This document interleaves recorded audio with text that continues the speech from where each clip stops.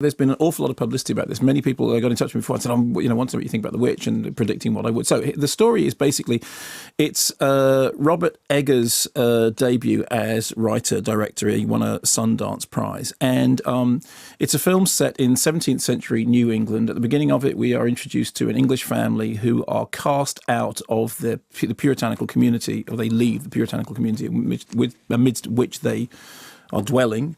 And they sort of go off into the wilderness to set up on their own, alone, on the edge of these woods. Very, very early on, we see the eldest child of the family, the girl of the family, Thomasin, playing with the baby of the family. And the next thing, the baby has disappeared. Has the baby been taken by a wolf? Has the baby been taken by a spectral presence?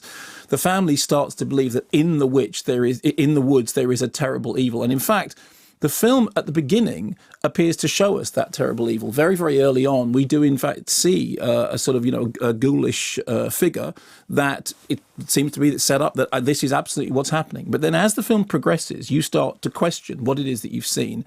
And the film becomes much more about what the family believe and what the paranoias and sort of fervous religious terrors that they believe in are instilling in them. And somehow the suggestion is that their obsession with sin, their obsession with the avoidance of sin, their obsession with the guilt of sin is somehow bringing evil upon itself to all the various members of the family who are slowly turning in upon each other. So you start to think, for example, of Arthur Miller's The Crucible.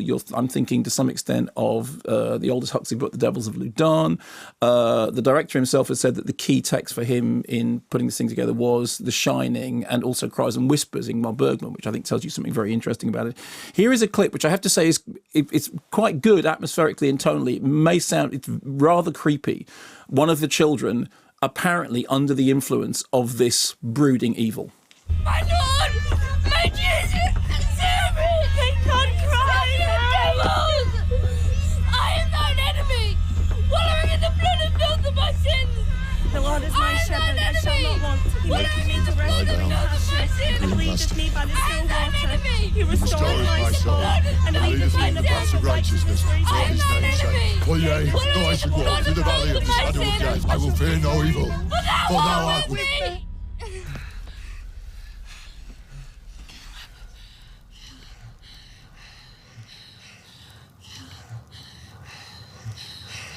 Cast the light of countenance upon me.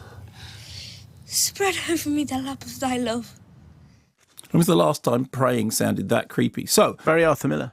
Yeah, it is, absolutely. And there particularly in that sequence, I think there is a number of very specific references to the Crucible. So what I like about the film is this. Firstly, the writer-director believes that the devil is in the detail. If you get the history right, if you get the historical setting, the detail of the costumes and the look of the film right, that will do half the work. The film is in the old 1:6:6 ratio, sort of slightly taller, slightly narrower than we're used to. And what this does is it presents the wood in a slightly more sort of monolithic way. The trees rise up before you because, if anything, the frame is sort of slightly taller. And what the film does is it develops this atmosphere, this brooding, creepy atmosphere of sort of paranoia, which is not so much supernatural as uncanny. I mean, I think despite the fact that it clearly does show some stuff which is, what it also does is causes you all the time to think that what you're seeing is somehow part of some kind of communal hallucination or part of some folklorish belief. And at the centre of that working is a brace of very, very convincing performances by a cast who all seem to have thrown themselves into it utterly. I mean, Kate Dickie, for example, as the mother, who is absolutely wonderful. Ralph Ineson as the father. And what you get from them is this real sense of conviction about what they're doing. I mean, it is a horror film, and there's been a lot of debate about whether or not it's a horror film. It is a horror film, but it isn't a horror film that in any way finds its subject matter funny or sort of self-referential. It's not doing that thing about sort of, winking at the audience at any point. What it's doing is taking the subject matter very, very seriously. You have Anya Taylor-Joy, who is Thomasin, who is the oldest daughter, around whom the narrative more and more starts to swirl.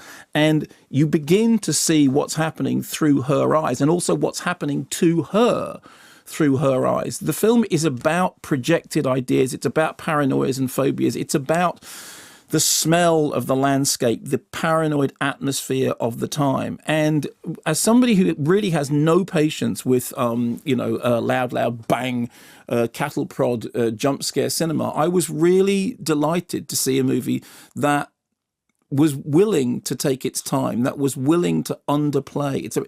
I think one of the problems they might have had is that the initial responses to the movie after it played at Sundance was that people started saying it's really, really scary, it's really terrifying, and it's got a poster, which is, I think the poster misrepresents the film badly, looks like the poster of William Friedkin's The Guardian.